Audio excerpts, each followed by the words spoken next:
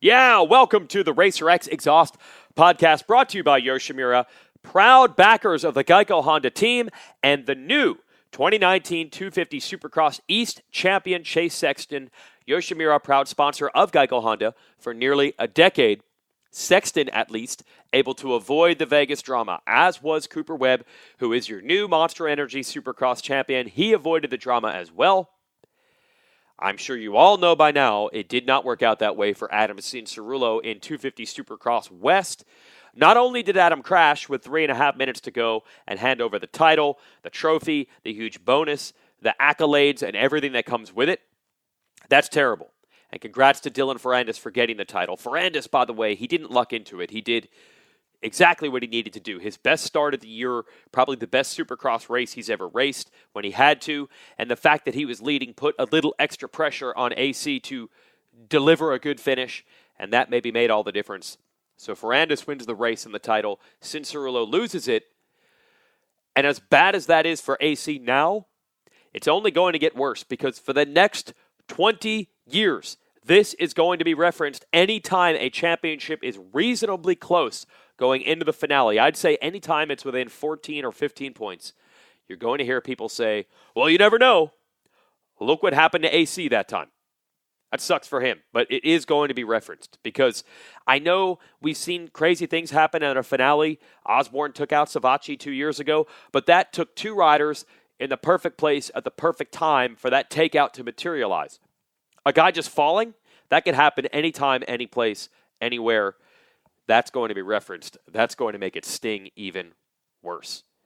But I'm not going to get into a deep dive on Vegas or Supercross here. Of course, we do that every Sunday night with myself, Jason Thomas, and Steve Mathis over on Mathis's podcast network.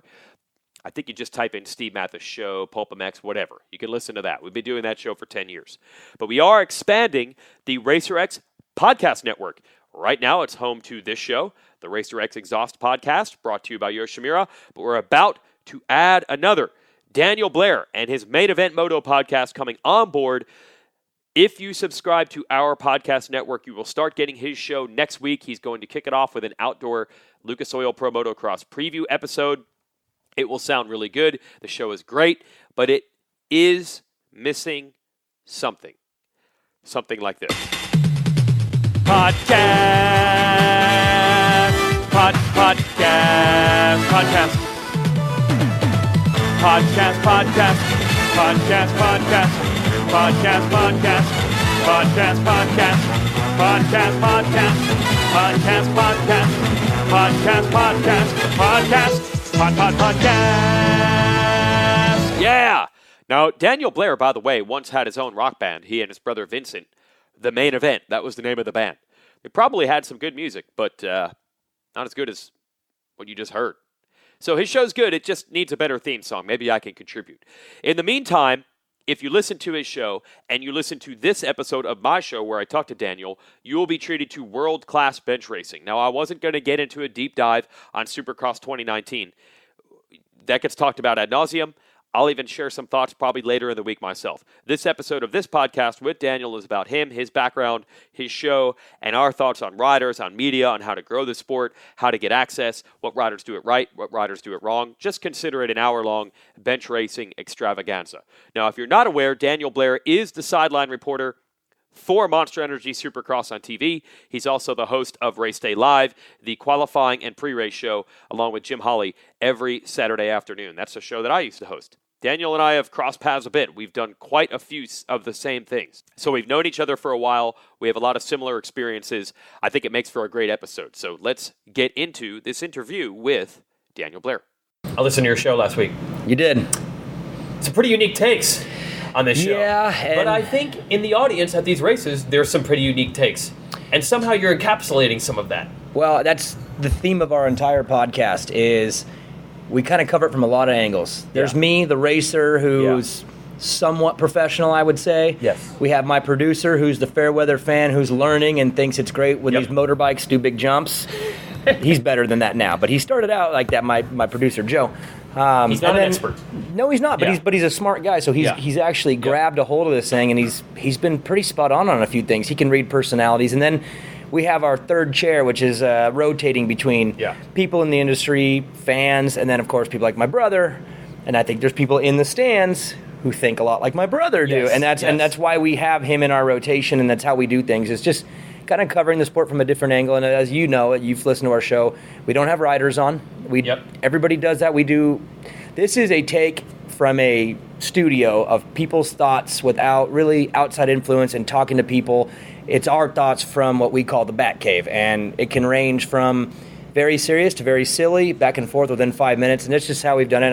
I know you've heard that. So okay, what gave you the idea to do this? Because I knew you as Daniel Blair racer, Daniel Blair rock band guy. Did you envision like, hey, I'd like to be TV, I'd like to be media? Did you envision that? No, like zero. And it was weird. I got the Arena Cross gig for 2015, and that's a story in itself. I did the audition. Dude, there was some gnarly competition. Yeah, well, and imagine my thinking going in, hey, we're going to have you try out for this. Oh, by the way, Will Hahn, Supercross champ. Yeah. Jake Weimer, Supercross champ. Ivan Tedesco, Supercross champ. All in the conversation and all in the audition. Jason Thomas, which I was going to leave.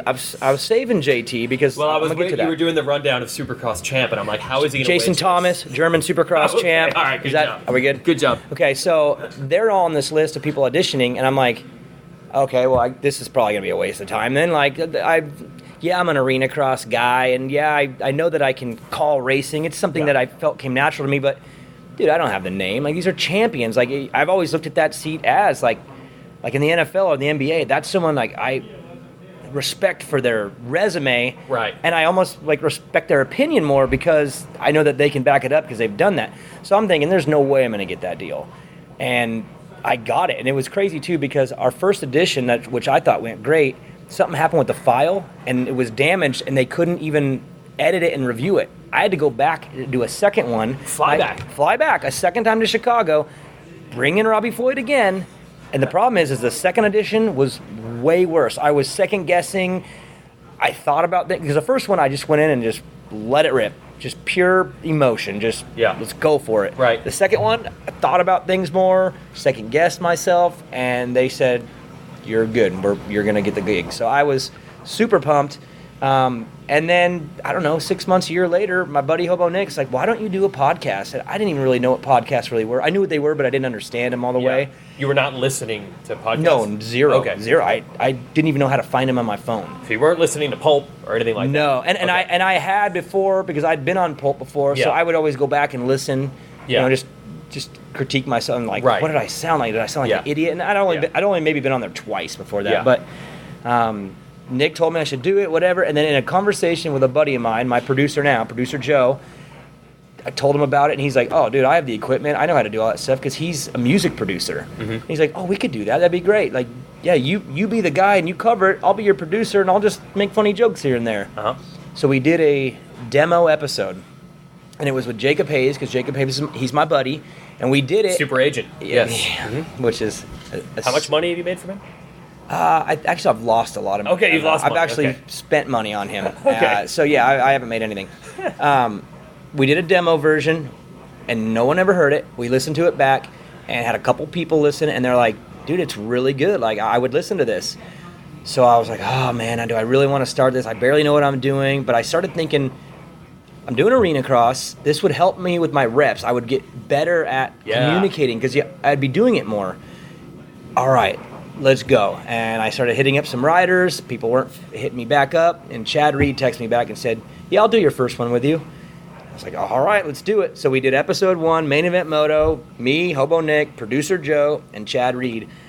And if I go listen back, the production was good because my producer kills it. Yeah. But just the style and the comfort, you could tell we were like extremely nervous, like even questioning Chad. Like now I can talk to Chad so much differently. Right. But it was just such an awkward episode 1.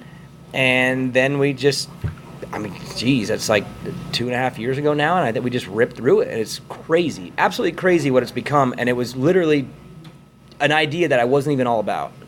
It's interesting. You mentioned like you're nervous with Chad. Chad was the one to come on. I'm wondering, okay, you raced Supercross a lot. I guess we could say a lot. You raced Arena Cross a lot. But look, I always wonder, do all the riders, did they know, oh yeah, we know Daniel, we're friends with Daniel, or has doing the TV actually gotten you more relationships? Because I know it worked that way for me. Like, I was around, but until they see you on TV every weekend, they're like, oh, I know who that guy is.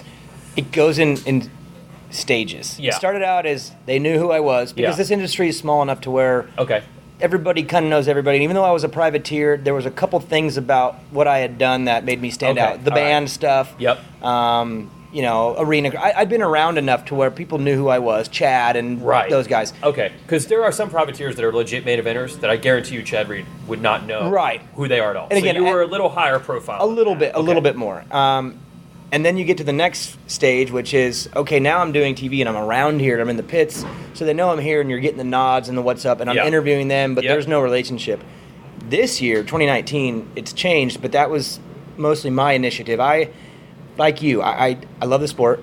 I want to bring out more from these guys. Like, I want more out of Chad and Blake Baggett and Ken Roxon. So I have actively in 2019 really tried to change my relationship with them to where they can look at me like a friend, and we've somewhat become friends, but I want them to trust me and like me enough to where they'll open up and tell me things. Yep. So it's funny that it's gone from they know who I was to they see me every week now, and now we're kind of like acquaintances, and now I'm buddies with, I'd say 95%. There's a few that the wall won't come down, really, but that's fine. But it has changed over time, and the podcast has changed that too. Maybe even in the worst, before the worst, because we do open up on the show. We do say things. We're a little bit critical.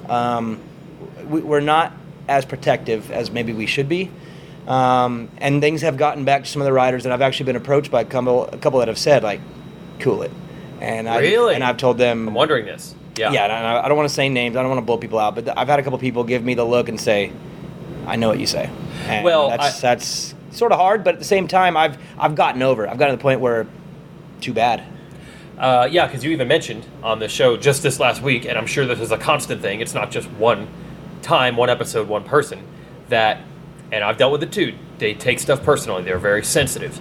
Now, I don't know if that's the way it is in every sport. We don't know. It's the only one we've really worked this closely in. Exactly. But no doubt about it, when you're critical, even if it's totally obvious, and the rider and team probably thinks the exact same thing, they're also not pumped on what they did.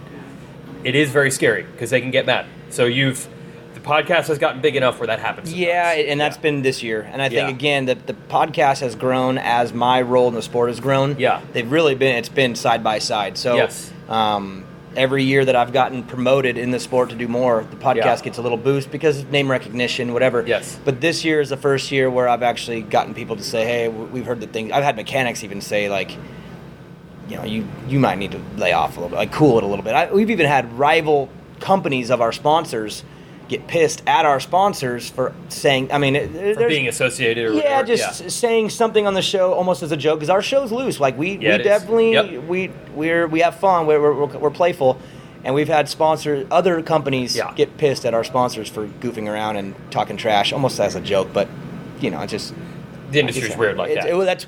That's what happens when you're in a very small big industry. Yes, I always say Supercross, Motocross, it's either the biggest small sport or the smallest big sport. I can't figure it out. But without question. What else is in this level of niche?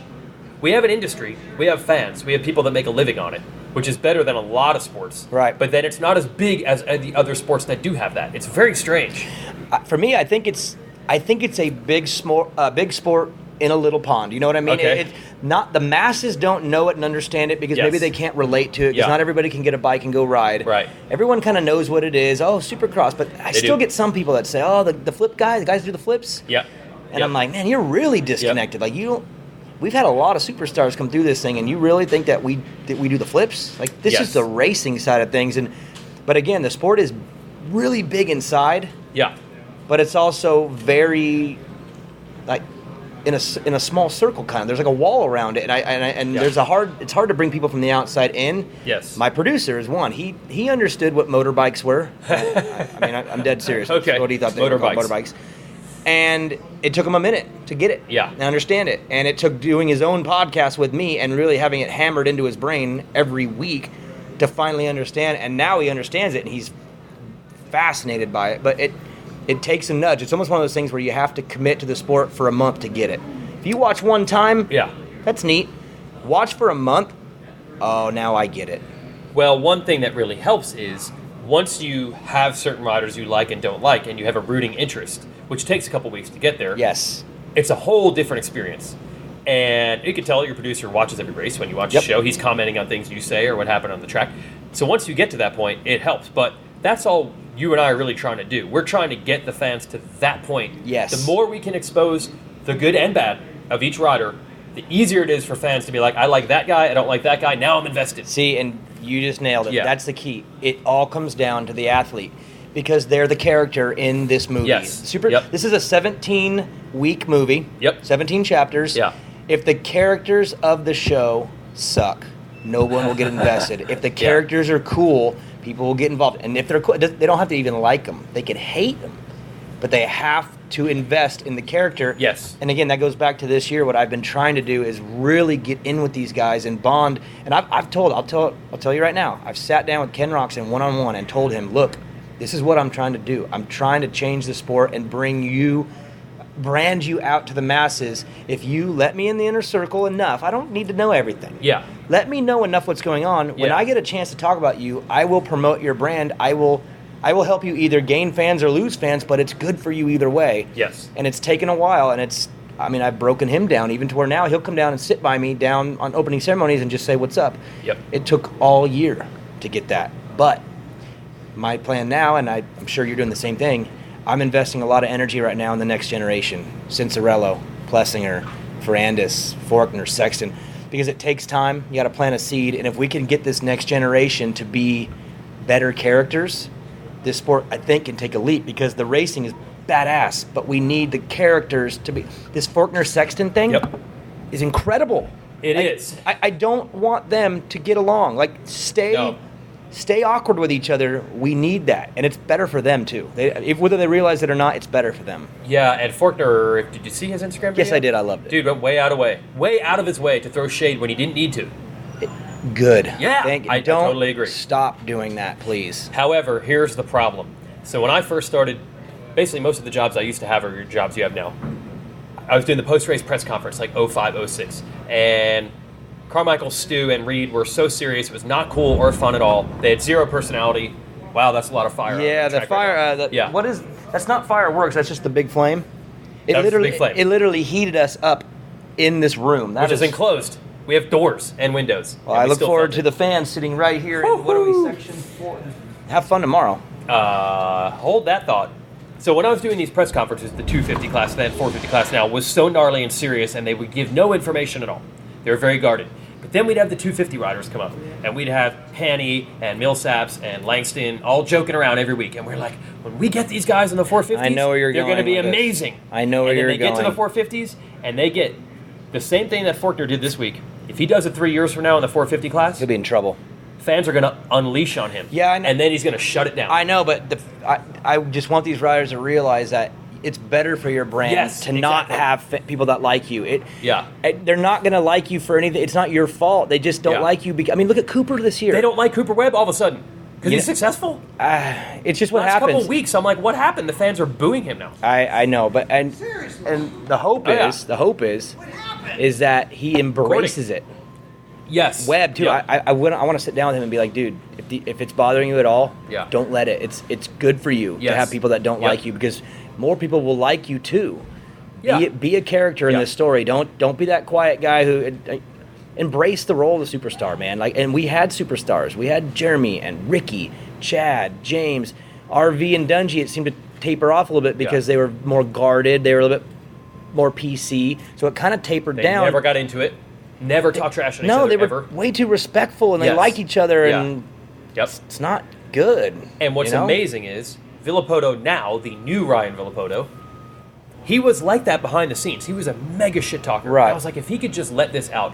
He was not able to focus on what he needed to do out here. Yeah. And also, okay, how do I package all this in a positive way? Right. He couldn't figure it out. Now he's got it dialed. Yeah, the wall's down big time with him, and he's great. And now all of a sudden he's like one of the best personalities in the sport. But imagine if we had that when he was winning. Well, imagine what it would have done for him and the sport. Yes. He would have got out there even more than. Oh my God. Bad timing, but again, maybe we can do these case studies and pull Austin aside and say, look, when Cowie tells you to stop it, You tell them no, because if you're winning, you make your own rules. So keep winning and do what you want and say what you want, and it'll be good for you and for the sport. Don't hold back. Yeah, but what you then criticized Chase Sexton for letting it loose after the race last week. So explain. It's a different kind. It's a different kind. He sounded whiny. Okay. He sounded like he was being a little bit of a baby about it, and that was the problem. He should have owned it. Yeah. Yeah, Austin came in, tried to hit me. That was a brave move. I'd have done the same thing. In fact, I'll remember it for next time.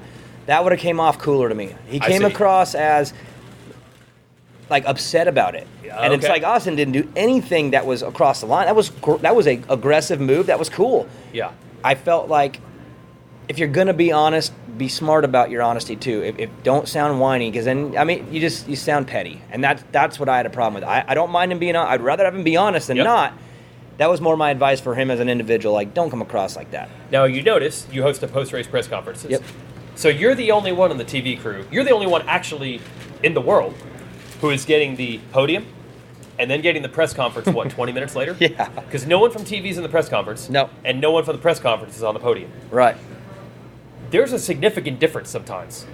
Someone gets in their ear, like Sexton did all of a sudden switch to your advice 20 minutes after the race. He got better at it. Yes. And I think it's a combination of who he's surrounded by, maybe they heard him, and also maybe his own emotions calming down. You know how it is. I mean, even for TV this year, Bondo has said, if time permits, I want to pull the guy off the track. I want you to start the interview with the helmet on. I want the real emotions with their heart rate still at 180.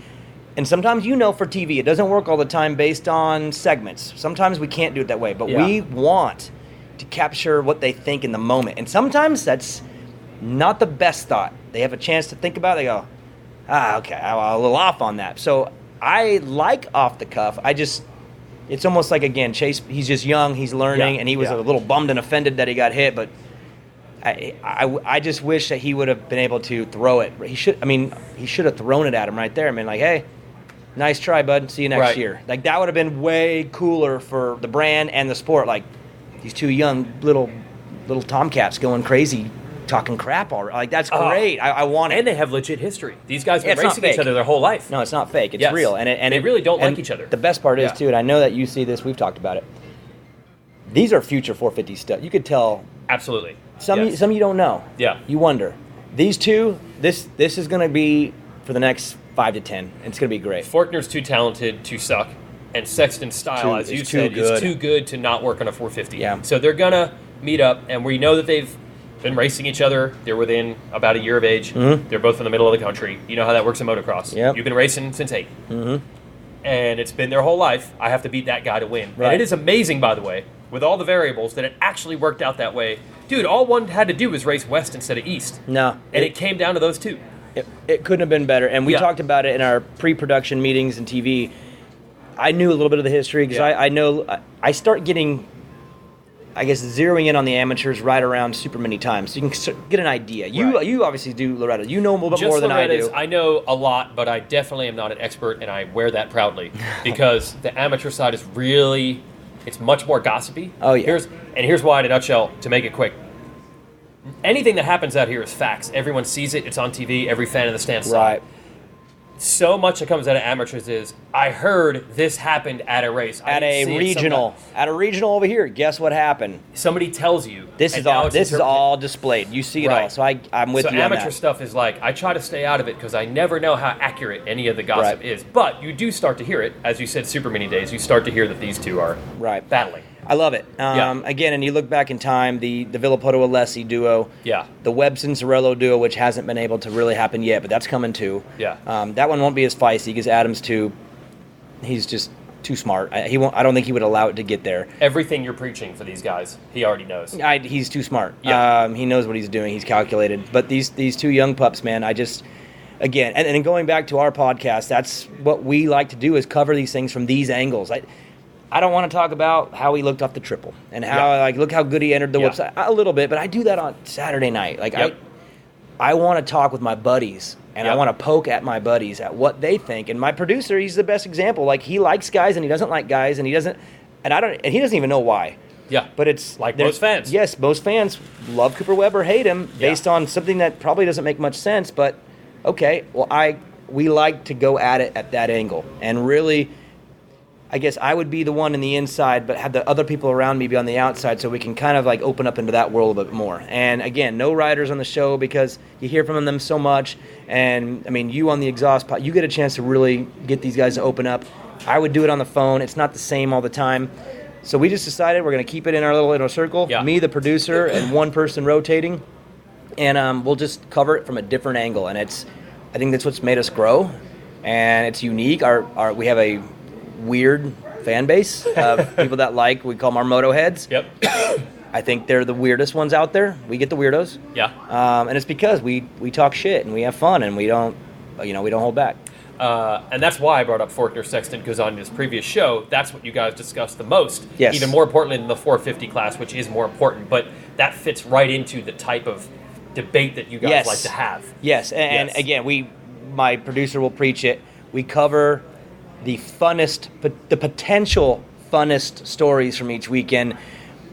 When Marvin with the red flag, we cover just the main story. We don't dive past the most exciting or the weirdest stuff. Anything weird that we can get into is great. Like when, that's what you want. When Bowers took out Barsha, that was like an incredible opportunity for us because we get to look at it from so many angles. Like that, that's what we look forward to. And we have a hard time on boring weekends when nothing happens because it's like, how are we going to make this fun? So we have those, but then we bring my brother in, and then things get weird because he'll bring up stuff that makes no sense from 5 years ago that was probably inaccurate. So it's perfect. Yeah, that does happen. I've noticed sometimes. Yeah. Okay. How do you, I think the assumption people are going to have is, dude, he's working for TV, he's working for Feld. The show can't be that far off. Are you getting any feedback at all? Do they care? Never any negative. Yeah. There's people in the office that like it. Yeah. But for the most part, no. And going back to my original request, when I hit up Michael Prince and said, hey, I want to do my own podcast, can I do it? Yeah. His response was, you ain't getting any money from me. And I said, no, Prince, that's not. I'm not coming to you for that. I'm asking if I can do my own podcast. And he said, I don't care. Sweet. And that was it. I've never had anything. They've been cool. And again, we've had things that are toe on the line a little bit. But I at least in my experiences, it hasn't been this really strict, overbearing situation where I'm like under the gun and I'm not allowed to do this. Maybe I'm just lucky, or maybe they trust me, but I've never been told what I can and can't say, ever. And you even go on Steve's show every once in a while. Yeah. Apparently they're cool with that. I even go to the bottom of the bottom. Yes. Pulp MX, and I say some stuff on there, too. And obviously I'm joking. I love Steve. But, no, I've never, in fact, Doug Cabrera today said, you were good on Pulp this week. Whoa. So, but then again, he knew that we've been talking about getting him on Race Day Live, so he knew that we were going to be talking about him being on there, so he listened, and he said, hey, you did a great job on there. So, again, I think there's a little bit of a false image from how things are ran over there, at least in the levels of the people I deal with, because they're cool. They're way different. They know it's going to come with some, not every word is going to be, everything is great all the time. Yes. A little bit of friction, especially with the riders, is really better than everyone saying everything's awesome all the time. And again, it's kind of what I've almost become as an individual. I'm almost the bridge between the fans and the bosses. I can talk I can be professional, I can do my job, but I can also kind of reach out and be a fan, because I'm a fan. During the summertime outdoor, I don't work outdoors, I'm a fan. Yeah, so, you still do the shows, though. Yeah, we do. Yeah. And to be fair, we haven't been very good during the outdoors in the past because I don't watch them all. In fact, I'll admit I've done plenty of shows where I only watch the highlight video. Mainly because you're so good and I get all the information out of you. Bro. 3 minutes of you and I know what happened. I appreciate that. But no, now that we are partnering with Racer X and this is becoming more of a full-time thing, I promise I'm watching the outdoors this year every single week. My producer, 50-50. I'm going to watch them all because I feel, again, we have a responsibility to bring a good show. And usually this is the time of year when we back off and we kind of just whatever. We're going to keep bringing it. So I'm excited for that. And again, it's going to be fun for me to be on the other side now and get to watch because I'm here every week and I'm in the middle of this, but I can't wait to put my feet up on the couch and be a fan and come at it from that angle and not be there and have a take from the couch and not a take from the floor. You know what I mean? So I'm excited for the summer. It's going to be fun, and it'll be fun to do the show more serious in the months when usually we're chilling. So, for your existing fans, you have a little side project you're working on? Yes. So what we've decided to do, my producer and I, we love conversating. We love doing podcasts, but we don't necessarily want to continue just doing moto-only type stuff. Yeah. Believe it or not, we like a lot of other things. And we are launching our own app. It's going to be our new show. It's called The Main Show. It's kind of a playoff of our old one, of Main Event Moto. And it's going to be a Tuesday, Wednesday, Thursday, Friday show, hour long, and it covers more things about life. We just, more conversation, get a chance to have my producer open up more. He's a pretty interesting guy. And on our show, he's the goofy producer who doesn't really know much, but he's actually a pretty cool guy and knows a lot. So we've already been backstocking episodes and kind of toying around with how we're going to do this. It's going to be unique. So, but just to warn our fans, if you're looking for us to dive deep into this sport, that's Main Event Moto. That's where that's going. Yep. And again, that's moving over to Racer X for everybody who's confused. We've even had people still confused, like, wait, what's happening? Yeah. Same show, Just same do a exact search, thing. and you're good. Yes, and it's going on Racer X's network, and that's where you can catch it every week. And then you could also listen to the Exhaust Pod and hear Weed sing. I do a totally different, intro. I got a question for you. Yeah, hit it. Do you sing those live every time? Are those? Sometimes I feel like they're the exact same, and then sometimes I'm like, that's a little different key. You pretty much nailed it. Do you have like a go-to file just in case, like your voice is a little off? But because I suck at technology, okay, I'm not very organized. It doesn't work out every week. So who's handling the technical side of our podcast? Is it you? Do you have someone smart with the technology? Yes, as far as I said, I was about to, once I had finally finished an episode, I'm like, okay, now it's time to do a Google search. How do you upload something on iTunes? And I'm like, no. That's awesome. I'm going to do something that I've never done that I should have been doing all along. I'm going to assign, that's some amazing music back here. I'm going to assign someone else at Racer X that job. Nice. You figure that part out. Good, because I was starting to second guess this thing out.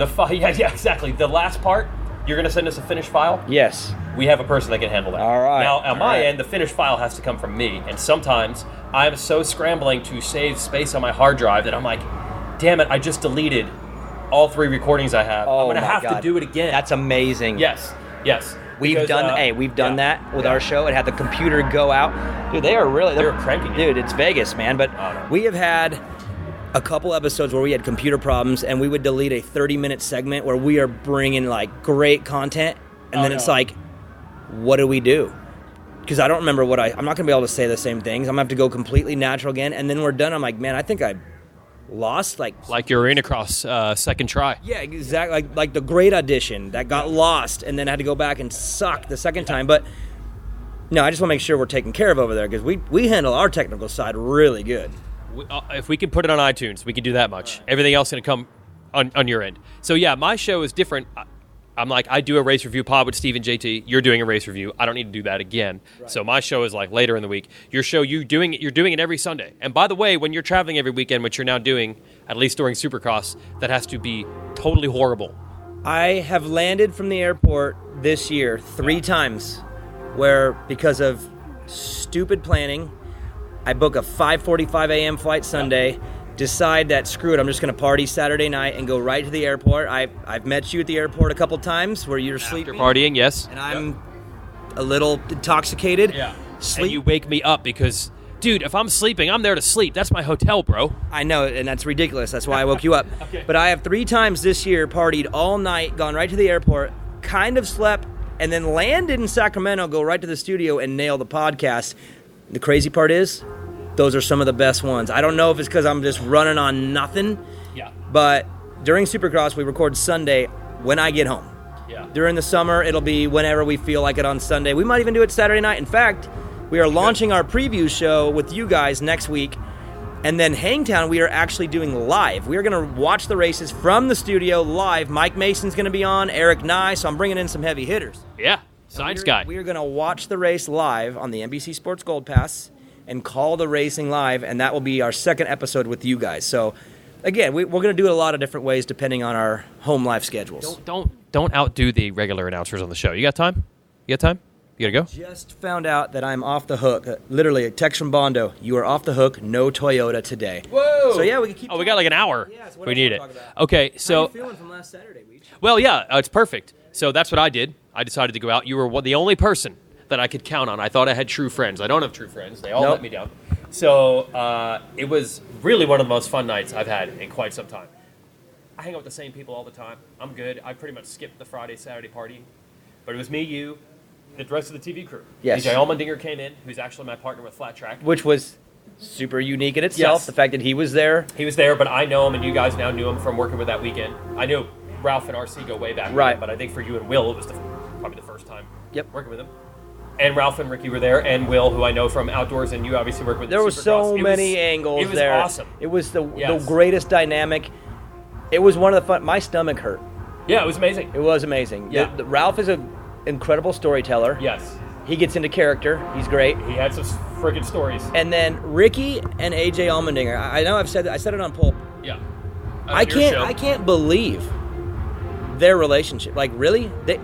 The things they were saying, I laughed, but I also felt uncomfortable laughing because of the shots that were being taken back and forth. It was incredible. There's a theory on how, and I was talking to AJ about this week when I hung out with him after our hangout. Guys like McGrath and Carmichael, for example, were so good for so long, everyone kissed their ass all the time.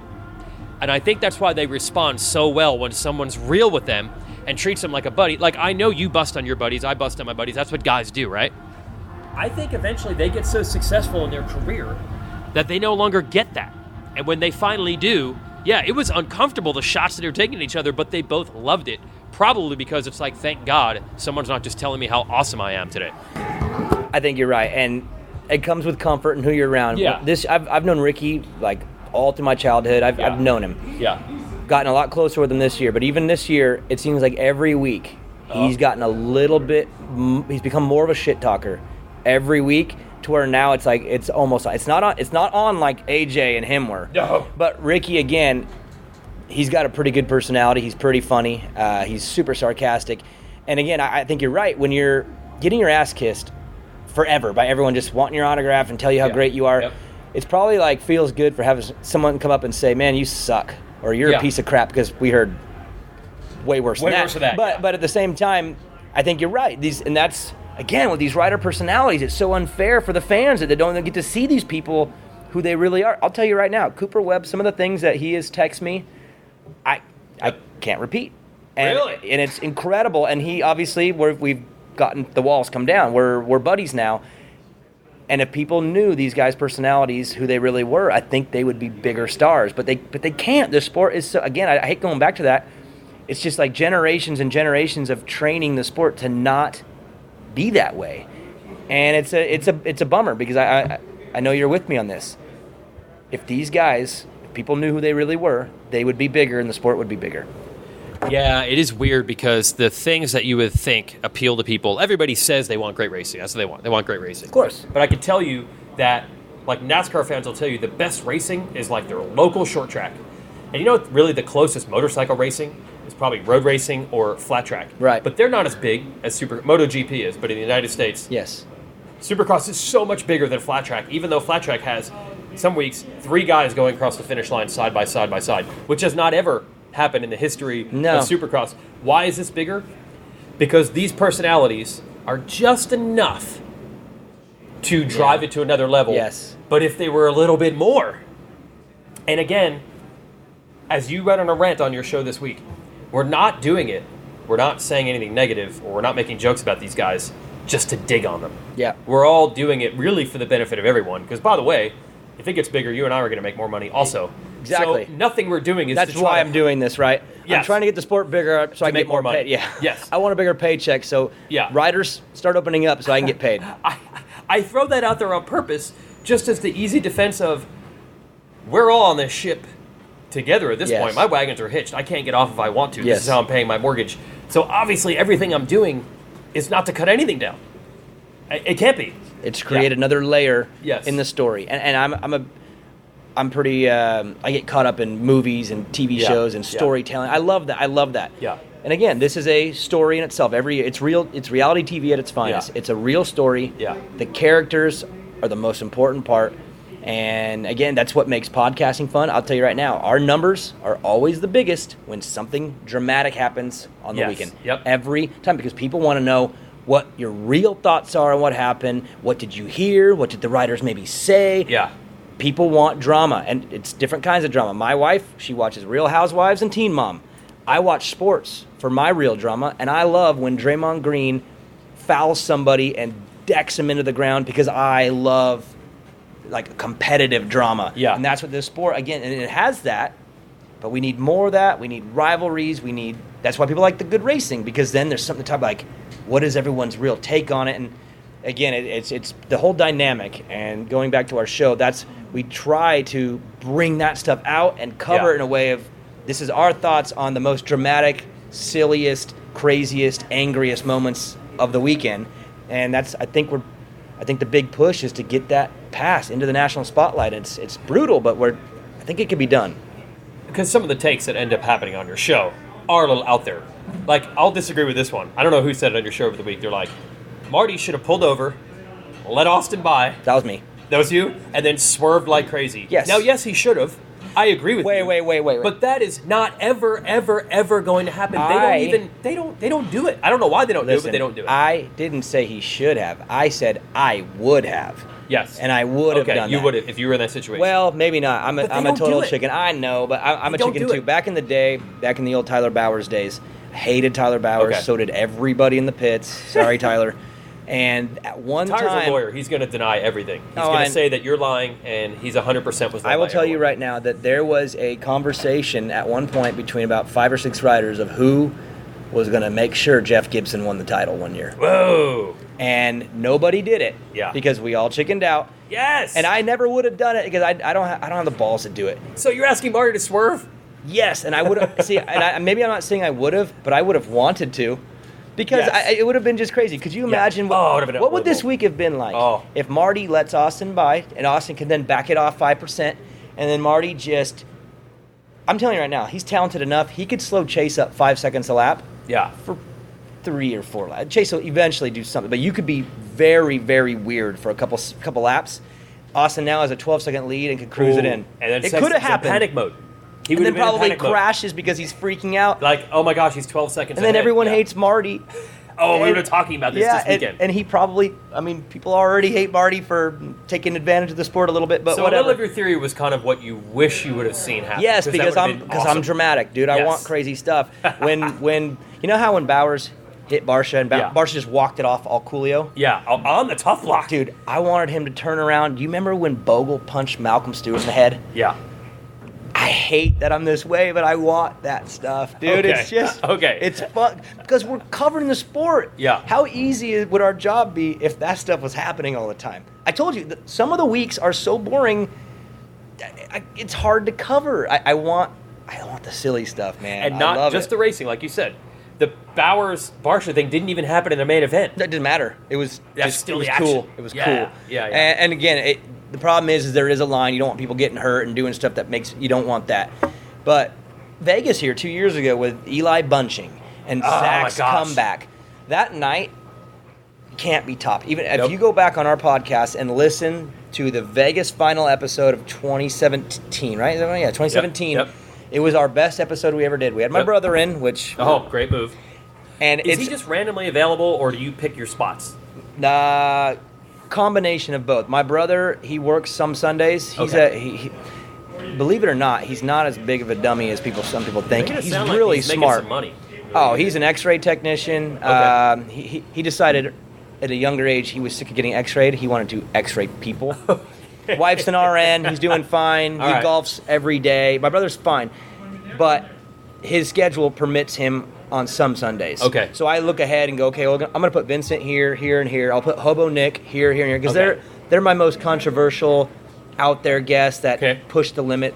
They both make my producer go wild too. Like they pulls it out of him. They entice him to be a little bit weirder. Yeah. And then we fill in the rest with a rotation of my buddies. So we just got lucky. We had my brother on the Vegas finals, and the things that he was saying and his takes, like my brother will throw the gnarliest shots at Mitch Payton or Roger DeCoster based on whatever Mitch theory. Stuff. But my brother has a personal history with Mitch that was bad.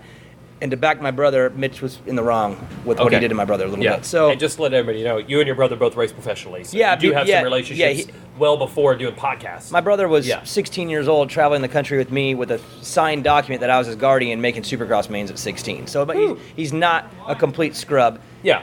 And he was really good at arena cross. He's podiumed arena crosses on 450 when he was like 18. Right. My brother was really talented. He just didn't love the sport enough to keep going. He had a couple injuries and said, I'm out of this. So he's not a complete dummy. He knows what he's talking about. The problem is he lets his personal emotions take over sometimes.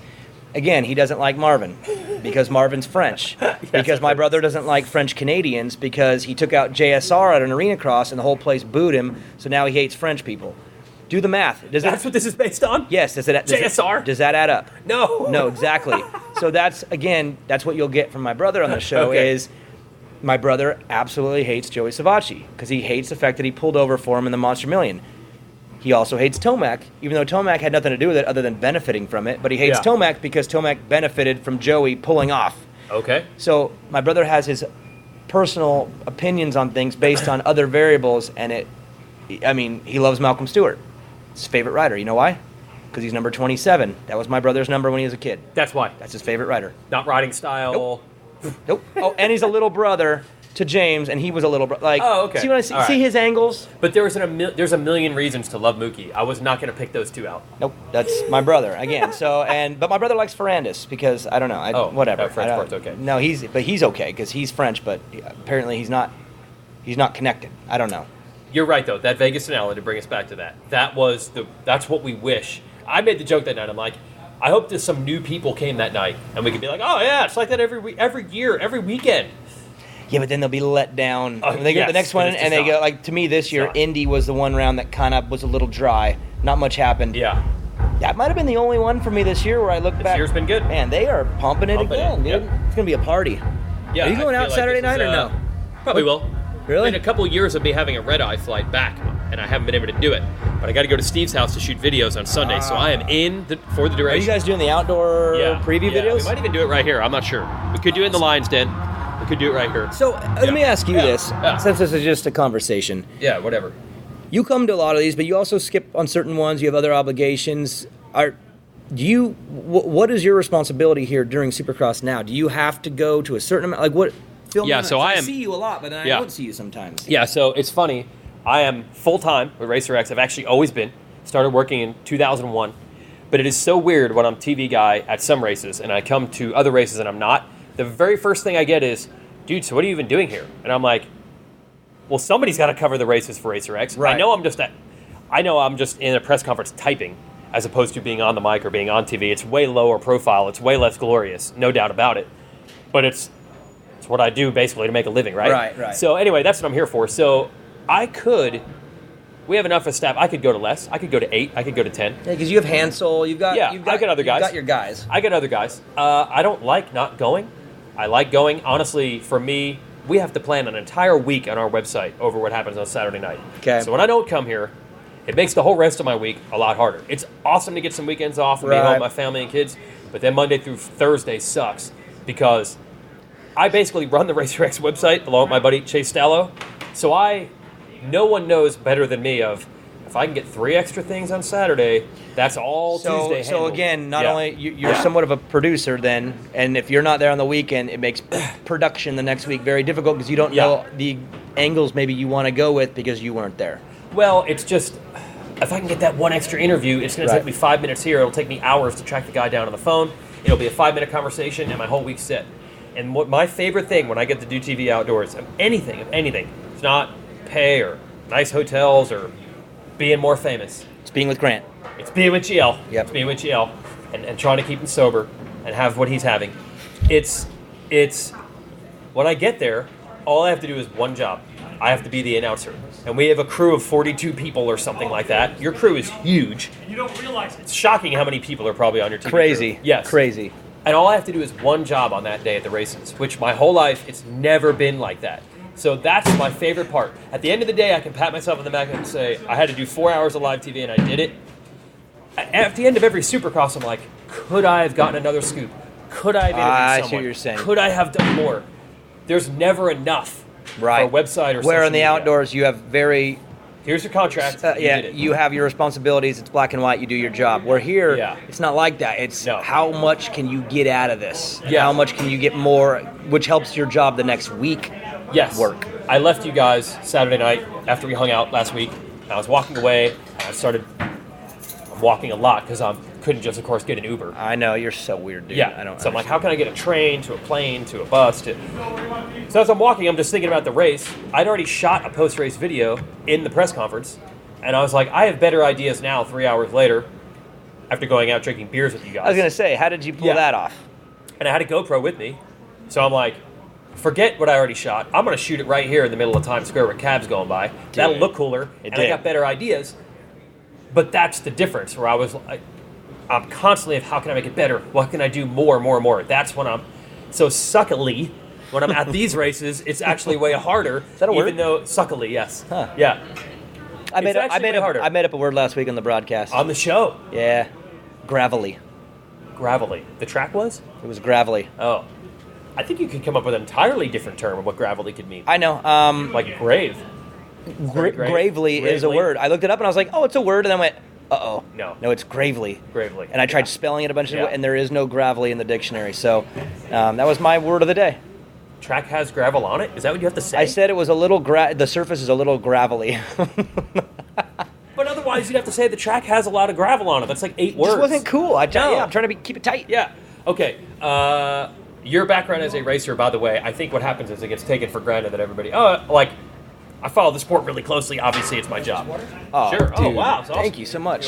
So I knew of you as a racer. What'd you think? Do you think... you're terrible, bro. Okay, you're terrible. Good. I just want to make sure you're accurate. Okay.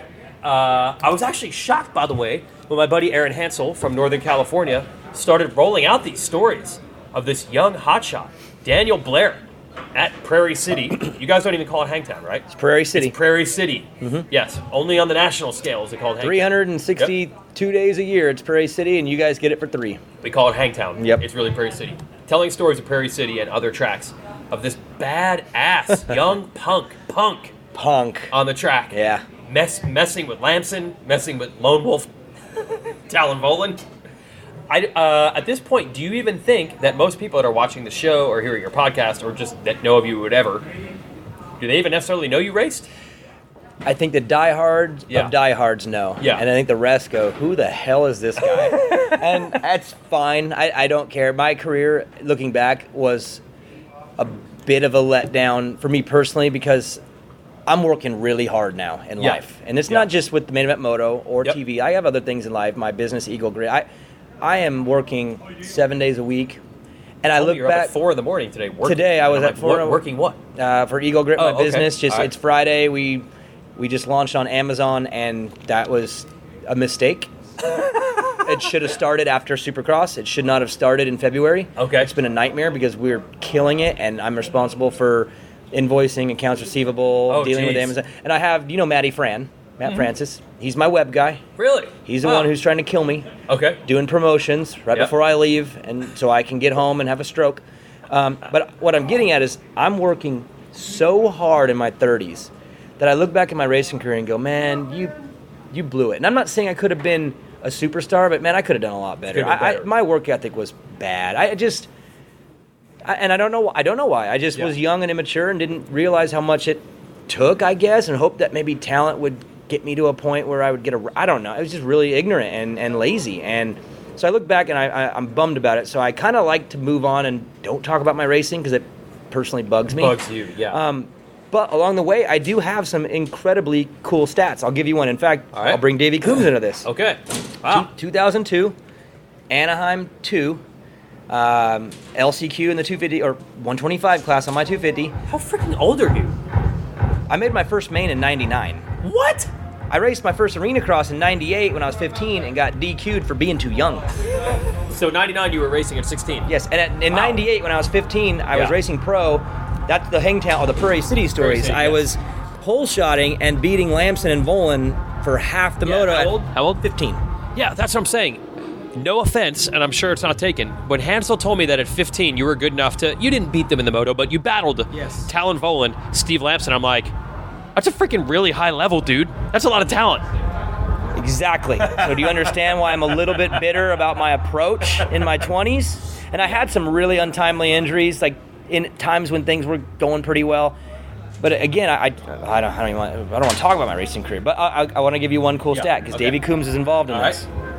So 2002, I make the 125 main. Matt Walker T-bones me in the last corner, bends my shift lever, locks the bike into third gear, bog off the finish line jump, make the main.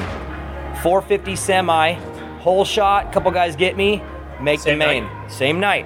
I made both mains, and I'm sitting there on the gate, and Davey Coombs walks up to me, Daniel, you just broke an AMA record. I'm like, what? He's like, first rider to make both main events in the same night. I said, no, it's been done. He goes, not on a 4-stroke. Wow, congratulations. Yeah. In history of the sport to make it on a 250 and a 4, I think I was on a 426 still. I don't remember if it was or not, but I made both main events on a 4-stroke. The next weekend, Jeff Gibson did it. And Gibson's my buddy, and I always tell him, I was like, man, 1 week late, bro. 1 week late. What was your, I know you don't want to talk about your racing, were you always like some arena cross, some supercross, or were there years where you were a full supercross guy? Obviously, I know you did a lot of arena cross full time. Were there full supercross years where you would go to every round, or what? I would mostly do West Coast Supercross, and then I would hit the arena crosses that came through. That was the early years.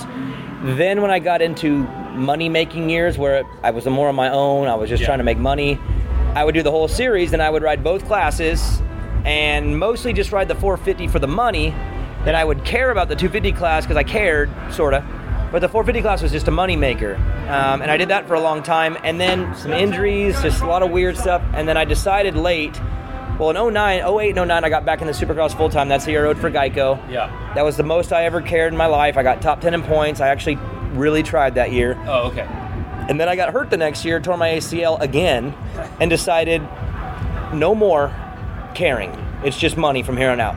So where does someone go if they just want to make money?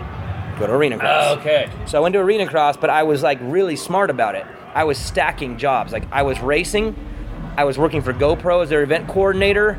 I had a full-time job at home, so because GoPro would fly me in and out.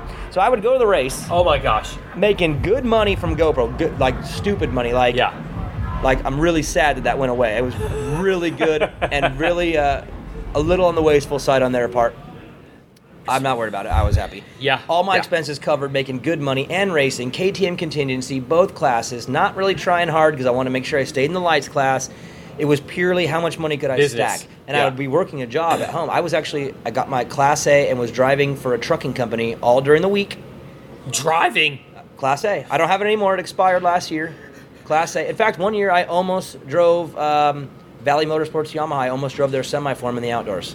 They offered me a lot of money, and I turned it down because I just want to be home with my kids. So but anyway, so I that's when the work ethic started, because it's almost like the dream died. So now I need to make money. And as soon as I had my kids, I was like, oh shit. Yeah. Like you better like care and work. So since then I've been like a workaholic, and then hustler. Yes, and the next year is when I got the TV gig. So I was racing, working at home, doing GoPro, and doing TV in Chicago every Tuesday, but I couldn't ride both classes because we covered the main class, so I only rode lights. That's where my famous lights championship came from. Yeah. So I was doing all four of those at the exact same time. I would work, fly to Chicago, then go to the weekends, and it was like, it sparked a different me, I guess. And that's where I'm at now. I'm a workaholic. I'm grinding because I just look at my kids and I'm like, I have to. You know what I mean? It's almost like when it was just me, I could live cheap. I didn't care. But with them, it's like I gotta step it up, and that's where Arena Cross came in. It was when I went to make money. And again, that probably goes back to how I got the gig for Arena Cross TV. I think that's might have pushed me over the edge over JT, because from what I understand from the audition, JT was really good too. But I was there already. I had the relationships. Right. I knew the riders. Right. I think the fit made sense better. Even though, from what I understand, again, I think his audition crushed it too. Yeah, but what I'm learning about you here is you're as you said, you were probably more known than every other privateer that comes along. I think you're just a relationship guy. Always have been that way. I did Arena Cross TV for a while. I worked with Glenn, same producer you did. Long before you were ever involved with TV, Glenn's like, oh, I love the Blair brothers, man. They're my guys. I use their song on the intro of the shows because they're my guys. So I feel like you've just always been, you're probably just you being you, but you've always been a person that was outgoing, had relationships, talked to people. Now that's actually working out beautifully as a business. But that was probably just what you were doing. You're right. It's just how I was. I never really seeked it out because there was no master plan. Even this whole thing is spiraled out of control. It It wasn't by design. It was. No, my first question was, did you ever expect to do this? And it was no. When Glenn called me, you want to try out and be audition to be, and my first question was, where's Grant going? Like, I love GL. Yep. Well, he's going to the outdoors, and they need somebody, and I was like, okay, okay. Never in my life would I think. In fact, at that time in my life, again, I was just stacking money. I was trying to find a way. So even taking that gig was like, well, I guess I could do something on Tuesday. Yeah. There was nothing. I had no motivation to go anywhere with it when I first started. But then you start doing it, and you start going, man, I liked it. This is fun. Like, it's fun. I'm with you on the travel. The travel is brutal, but the job is awesome. Yeah. And then all of a sudden, you start hearing back. I want to define this. I never have a problem with the travel. I hate travel. Oh, see, I love it. I have no issues. The only thing I will always miss is, like, would I like to be at home with my family tomorrow on Saturday, chilling out like most people do on Saturdays? Yes, I do miss that. I hate traveling. When the Southwest chicks are all smiley, and you know how the Southwest does jokes? Yeah, it's great. They piss me off because I'm so pissed that I'm in an airplane. Really? I hate it. Really? Yeah, I love the job. If I could, I want to be on the K-Dub program. Remember when he didn't fly for a while? Yeah. Just drive me to the next one. I hate flying. I hate airports. Oh, see, I'm just lucky. I like hotels, though. Okay, we got good hotels now. Dude, you had a nice one last week. How was that? On the NBC Times program. Square, Weston, killed it. You'll enjoy this. Every year we have a different person booking our travel for outdoors. And one year they're like, we're probably going to book you guys at like Hampton Inns. Is that good enough? And I'm like, honey, where we're doing races, there aren't any other options. You're like, they have Hamptons and Unadilla? Yeah, exactly. And Unadilla, I'm like, I would like the Bob Costas program. Yep. But we're not. Those aren't available. See, I raced my whole career sleeping in the van.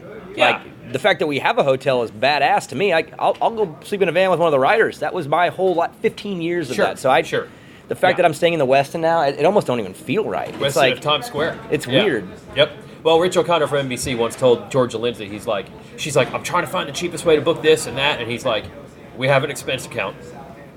Use it. Don't feel bad. Whatever works for you. We don't care. And it's a whole other mentality. He's never told me that. What's the budget? I don't know. I need to know. I need to start taking advantage. I don't think there is one, but ask GL. I think GL's figured out the limits. He would be the one, though. GL knows per meal what gets you over the Mendoza line. Oh, my gosh. And then he found that out, and then he's like, what's the food to alcohol ratio here?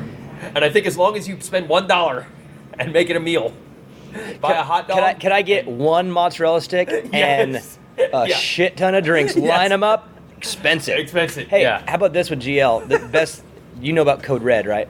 Is he still Code Red? Yeah, he is. Okay. He is. So in Arena Cross, I hate to blow you out, Grant, but I'm going to do it. Grant used to get super nervous doing the stand-up at first. He's still super nervous. I don't get it. Why? He's so good. He's so dumb. I've told him that too. Yes. I was like, why do you get... He says he gets sick to his stomach. It blows my mind. I'm like, well... Then keep getting sick because you do a great job. Like, I love it. So like, if that's what it takes for you to be great, then do it. But he used to have to take a drink from the fridge. It was Code Red. When he could not get the stand-up done, he needed a drink. And they would calm him down enough to get done with a stand-up that was done in a studio with nobody around. He couldn't get through it without a drink. Wait, is this where you guys would just walk across the hallway? And you go down the stairs into the basement at Glenn's place. Yeah. Yes, there's a fridge, and they would keep him with a drink, and he's having a Code Red moment. He would need a drink just to get through it. And you would never know it because he's so good. But yeah, he's like, he freaks out, and it's incredible. My question for you, you've been doing this a long time now. Do you get nervous at all? No, actually, here's the problem. I almost wish I did a little bit. So do I. I don't. You know that nervous energy as a racer? How never, that sucks, ever feel but that. it's kind of good. It gives you that. I never feel that. Yeah, there are times where I'm like, I wish I could get more revved up. No, never. And it is weird. Like, everybody's got their thing that they're confident in. Public speaking, everybody hates. Right. They hate it. I happen to like it. I love it. Right. So I don't. Did you have history of it, like in high school or college, or when I found out that everyone in life hated public speaking, and I was like, no, I don't do that. I was like, there will be zero competition for jobs. Yeah, I did everything. So it was a strategic move, knowing that there isn't many people that like it. Yes. So you'll go into that field. I did anything I could do to get in front of an audience. So when I was in high school, the main thing they have is like a freaking theater department. I had zero interest in singing, acting, or dancing. I do not want to be an actor. I could not possibly care less. But it was a way to get in front of an audience as often as possible. What I like more is being me and talking. Right. But if I have to act as a character to get on stage, that's different. I still did it, though. Wow. I got a trophy of Lifetime Achievement in Acting at the end of high school because anything they had in a 4-year period, I was the only person that was in every single thing they had ever. I live outside of New York City, was where I grew up, so it's Jersey, really a big. right? Yeah, I'm in Jersey. It's a really big scene there for that. So to do all the things I had to offer was a lot. So I didn't know that. That's what I always liked. I wish, because don't you feel it would make you a little more pumped up, a little sharper? Like, we're about to go live on TV. Why am I not stoked? I don't feel it at all. Yeah, It's me weird. neither. The press conferences used to weird me out because it was so quiet and weird and like that atmosphere can bring that it. bugged me at first, Yes. but now I don't care because I don't care. But the TV stuff never makes me nervous. For me, I think it's, again, my background. In high school, I took speech and debate. Okay. And Right. we would do competitive speech. I would perform drama, comedy. I think debate was the best too because we would be up on a stage with 8 to 10 people and we'd be debating topics. So I just... Do you have judges? Oh, yeah. Yeah, that's what I did. I Yeah, was same thing. incredibly good at debate. Anyone want to go? Really? Let's go. I'm like a B Rabbit in 8 Mile. Like, I know what someone's going to say before they say it, so I'll just shut down their argument and they don't know what to say. I was really good at debate. Wow. In fact, I got a debate. I'm building a debate right now with Steve. I'm going to, Oh, this is great. Well, I said something on Pulp that, like, freaked him out, and even people are writing me freaking out. I said that Cooper Webb's been the fastest rider this year. Oh, that's not going to go over well. No, it's not. And my point is this is racing. Gate drops, you go to the checkered flag. He's won more than anybody. He has more points than anybody. He's the fastest guy. I don't care if someone looks faster or has a faster lap time here or there. Cooper Webb is the fastest guy. He's the champ. And that's just fact-based. And Steve, he's like, I don't have time to go into this. So I told myself we'll save it for another day. But I love be a tough debate. one. I want to see you fight your way out of this corner. Oh, I will. I'll have stats. In fact, I already got some ready. But okay. But anyways, no, I did that in high school, and I think that's what got me over the hump to where I just talking in front of people is nothing. And then the band. I was a singer. I was the front man. I'm on stage, and I had to, not only sing the songs, but you perform. You're essentially an actor too. Absolutely. So those two things, which they never made me nervous either, kind of crafted my ability to where when this all came about, it was very easy. This is easier than both of those were. And this is easier for me than racing was, because racing I had a lot of fear of injury. Like, it wasn't just fear of failure. Like, I know some riders, I don't know if you watched the Stu video, part 2 just came out. Yeah. He said some Part stuff 2. in there. Yeah. Great. He said about hating to lose and like the feeling he got and all that. I got those feelings too in racing, but I don't get it in this. And I get it. Maybe it's because you're not competing. You're just performing. Yeah. And performing to me by myself with the microphone has always been, it's comfortable. So I was just curious if you felt the same way, because Grant again freaks out, and then you don't see it on screen, but he's freaking out. But 5 seconds before he goes on, he's ready to throw up, and that's just crazy to me. The difference between doing racing or even these press conferences is now it's not just you. Like, it's 4 hours on TV for me. I just have to do me, and I'm good.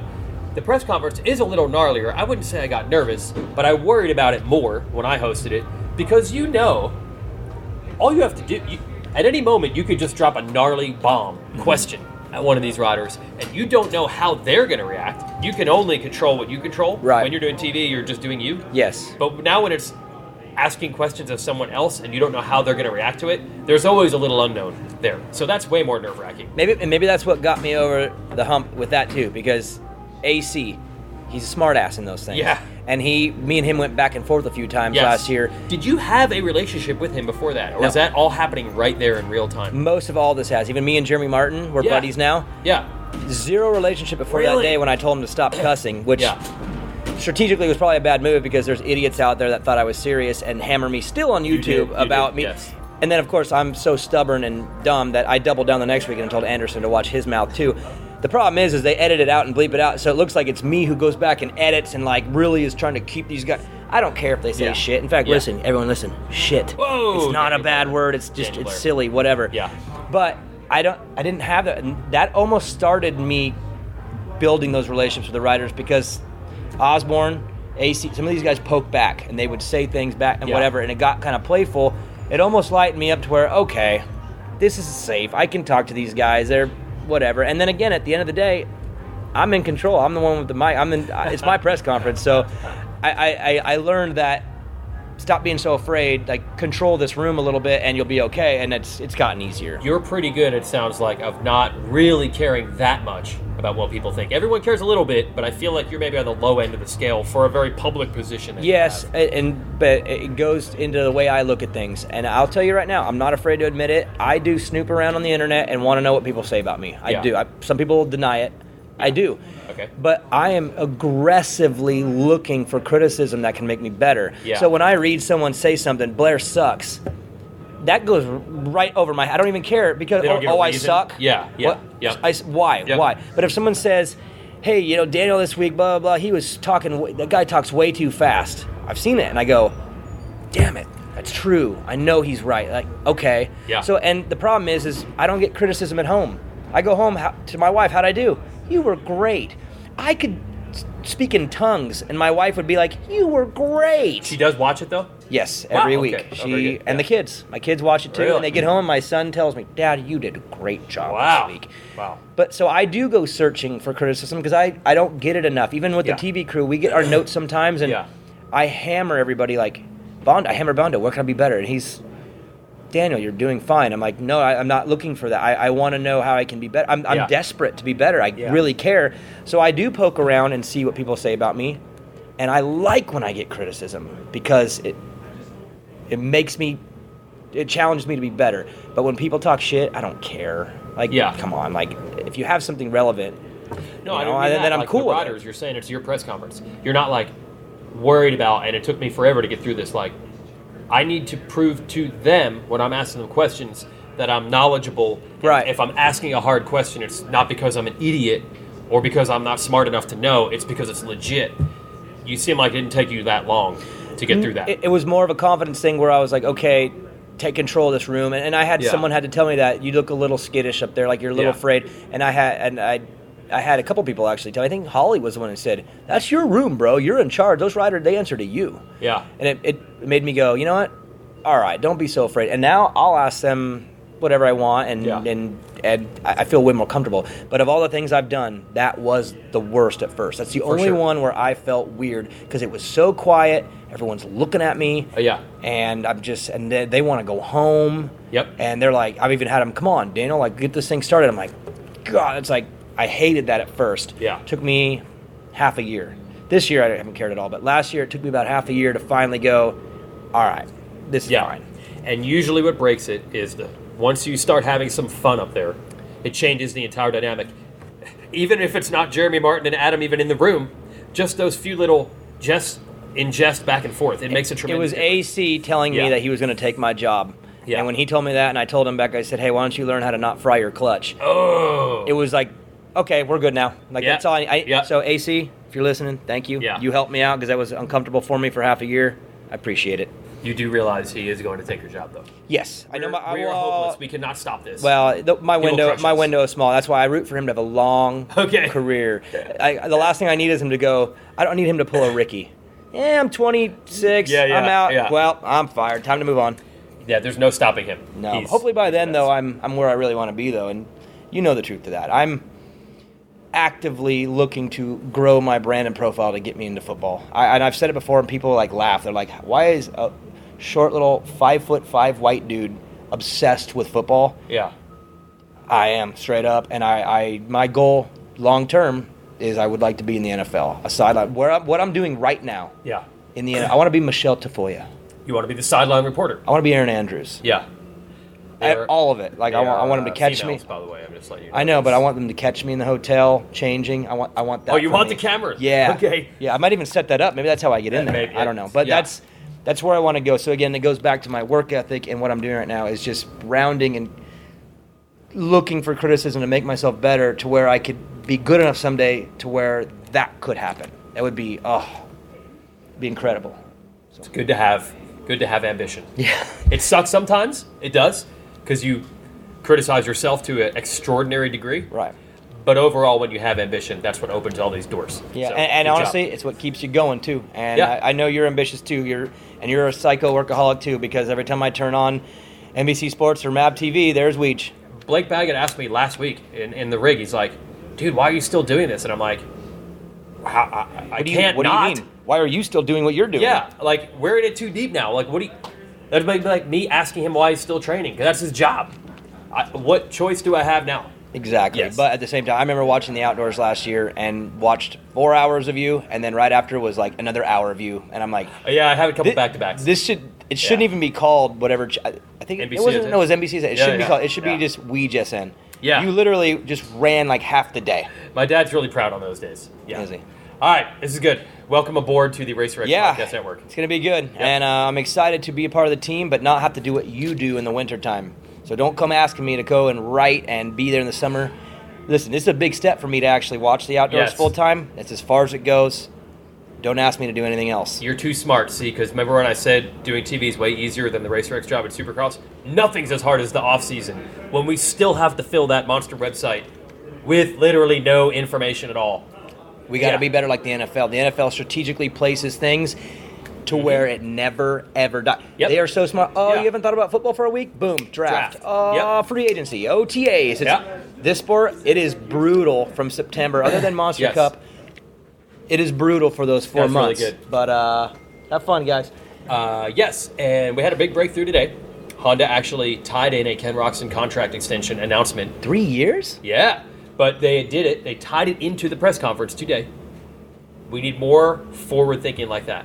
And I've Yes. told teams, if whatever you do in the offseason, you can own it. You can be the story. We don't have any competing story. The problem during the season is if you're not winning races, you're never going to be the top dude. In October, anything you do, Pick can your make you the week. top- Yeah, pick your week and dominate. Geico Honda, in the middle of November when Yeah. it's dead, Yep. do a huge press conference and announce something unique Yes, about it, bring whatever. people to your test track. And guess what? The Yeah. media will go because we're desperate. Yes. So that Wait a was- minute. Don't entice them, because then we're gonna have to work in the off season. Wait a minute. Did we just screw up everything? We're going to work anyway. Make Yeah. our work easier. How about that? Yeah, but then we have Yeah. to travel. I don't want to travel. Okay, I forgot. right. I forgot. I hate that. So that's our show with Daniel Blair. I hope you subscribe to the Racer X Podcast Network, and if you do, enjoy his show. It's a great bench racing take every Sunday afternoon after the races, Monster Energy Supercross and Lucas Oil Pro Motocross. This is all brought to you by Yoshimura, proud sponsor of Geico Honda, and Chase Sexton's successful bid for the 2019 250 Supercross East Region Championship. Yoshimura's got everything you need. Your exhaust systems for street bikes, dirt bikes, ATVs. Go to yoshimura-rd.com. Also, go to racerxbrand.com. 20% off your order if you type in exhaust in all capital letters. And we have a new issue of Racer X Illustrated, the magazine, coming out. That is Wednesday. But I'm going to tell you about it right now. I wrote a story on Pro Circuit. Oh, they were dominating. It was going so well. But in the process of interviewing Mitch Payton for this story, he said to me, hey, remember 2014? And he referenced how quickly things can get away from you, no matter how good it looks at the beginning of the year. Foreshadowing, perhaps. You'll have to read the story in the latest issue of the magazine that comes out on Wednesday, May the 8th. Go to digital.racerx online. There will be a free preview that you can check out. A lot of cool stories in there. I'm not going to preview any more than that, because technically the magazine isn't out yet. But it's good. We worked really hard on it. So that's digital.racerx online, yoshimura-rd.com, and racerxbrand.com. Go to those websites right now. Stop. Pull over. Don't do it on your phone while driving. Just check those people out. They back us. And we will be back. It's almost time. Lucas Oil Pro Motocross is coming. We'll have more good shows coming your way, including Daniel Blair's Main Event Moto. Thanks for listening. See you next week.